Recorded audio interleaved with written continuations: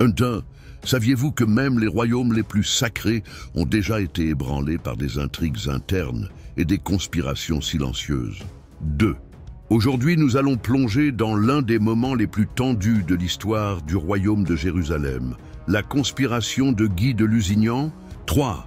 Un épisode qui menaça non seulement la stabilité politique, mais aussi l'avenir même des croisades. 4. Alors que le roi Baudouin IV s'affaiblissait de plus en plus à cause de la lèpre, un vide de pouvoir se formait et avec lui, les ambitions s'enflammaient. 5. Parmi ces figures ambitieuses, Guy de Lusignan se distingua. Avec charme, alliance stratégique et audace, il accéda rapidement au plus haut cercle de la cour. 6. Mais son ascension fut-elle un coup de chance ou le résultat d'une conspiration soigneusement orchestrée? 7. Restez avec nous jusqu'à la fin pour découvrir comment Baudouin, bien que marqué par la maladie, fit preuve d'une force politique impressionnante face à cette menace intérieure. 8.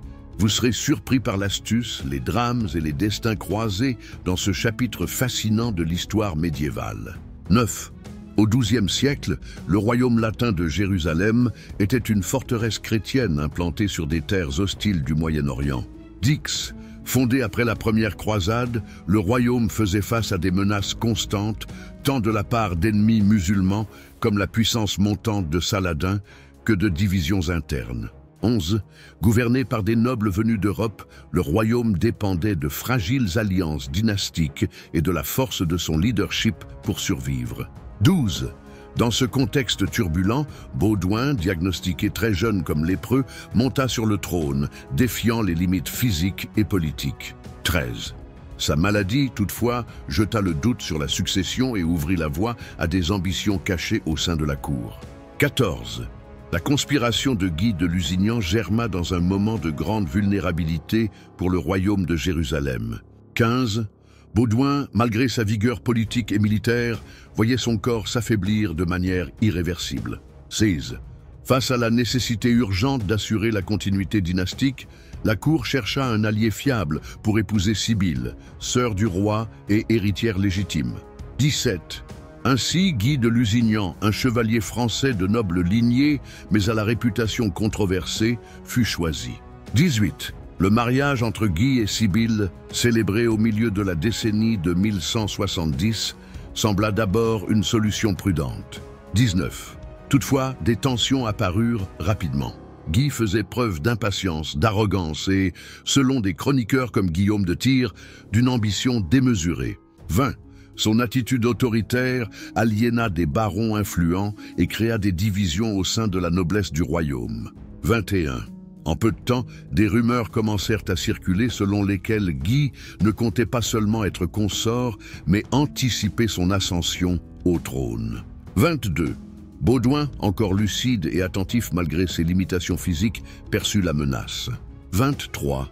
En 1183, constatant l'incapacité de Guy à diriger l'armée lors d'une campagne contre Saladin, le roi prit une décision drastique. Il destitua Guy de sa fonction de régent. 24. À sa place, Baudouin nomma un nouvel héritier présomptif, son neveu Baudouin V, jeune fils de Sibylle et de son premier mari. 25. Guy, loin de se résigner, commença à comploter dans l'ombre. Son alliance avec la puissante faction des courtisans de la haute cour le maintint influent. 26. Nombre de nobles, craignant la fragmentation du royaume après la mort imminente de Baudouin, voyaient en Guy une figure capable de préserver une apparente unité. 27. Ainsi se forma un réseau de soutien qui, bien que déguisé en loyauté, cachait une volonté claire d'usurper le pouvoir avant la mort du jeune roi. 28.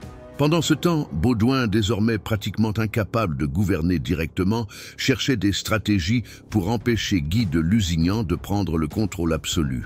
29. Avec l'aide d'alliés fidèles, comme Raymond III de Tripoli et le maître de l'ordre des Hospitaliers. 30. Le roi élabora des mesures pour protéger la succession du royaume et veiller à ce que la future direction ne tombe pas entre les mains d'un homme que beaucoup jugeaient incompétent. 31. La tension entre Baudouin et Guy ne cessait de croître. Intrigues, pression et alliances instables définissaient l'atmosphère de la cour de Jérusalem durant cette période critique. 32. Baudouin, même affaibli, luttait pour préserver son héritage, tandis que Guy et ses partisans attendaient le moment opportun pour agir. 33. La santé de Baudouin déclinant constamment, la lutte pour le pouvoir s'intensifiait. Le roi, conscient qu'il ne survivrait pas longtemps, organisa le couronnement de son jeune neveu de son vivant. 34. Lors d'une cérémonie tenue en 1183, le jeune Baudouin V fut proclamé co-roi, dans une tentative d'assurer une transition légitime et d'éloigner définitivement la menace représentée par Guy de Lusignan. 35. Malgré cette manœuvre, Guy ne recula pas. Soutenu par une faction puissante au sein de la noblesse et fort de l'influence de son épouse, Sibylle, il poursuivit ses conspirations. 36. Sibylle, déterminée à protéger les intérêts de son mari et l'avenir de ses enfants, devint une pièce maîtresse dans la stratégie de légitimation de Guy. 37. La tension se transforma en un jeu de patience et d'influence, tandis que Baudouin tentait de gouverner le royaume par l'intermédiaire de régents et de conseillers de confiance. 38. Le roi, de plus en plus affaibli, fut finalement contraint de déléguer le gouvernement quotidien à Raymond de Tripoli, l'un des rares barons en qui il avait encore une confiance totale. 39.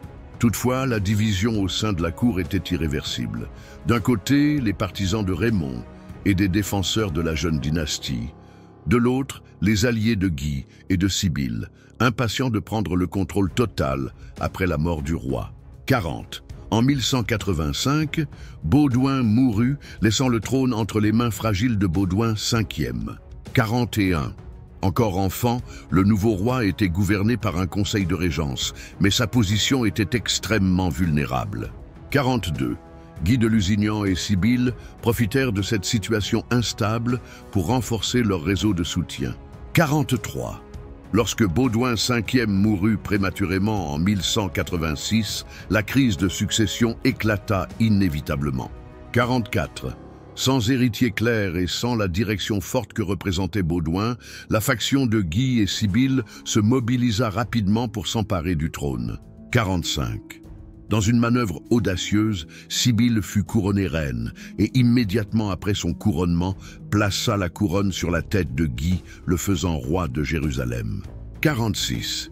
Ainsi, la conspiration de Guy de Lusignan atteignit son objectif, le pouvoir suprême dans le royaume. 47. Cependant, la manière dont il accéda au trône engendra de profondes divisions et des ressentiments qui allaient bientôt avoir des conséquences catastrophiques pour Jérusalem, pour les barons latins et pour l'avenir des croisades. 48. L'instabilité interne ouvrit la voie à la victoire de Saladin à Hattin et ensuite à la perte de Jérusalem, un prix terrible à payer pour les ambitions démesurées semées dans les couloirs du pouvoir durant les dernières années de Baudouin. 49. La conspiration de Guy de Lusignan ne fut pas seulement une lutte pour le pouvoir, elle marqua le début de la ruine du royaume latin de Jérusalem. Baudouin, bien que rongé par la lèpre, lutta de toutes ses forces pour protéger son royaume de la division et de l'incompétence. 50. Sa vision politique et son courage personnel résistèrent jusqu'à l'extrême limite, mais malheureusement, les forces de l'ambition et de l'intrigue finirent par triompher après sa mort. 51. Guy de Lusignan, couronné grâce à son alliance avec Sibylle, ne possédait ni le respect des barons, ni les compétences nécessaires pour affronter les immenses défis qui allaient survenir. 52.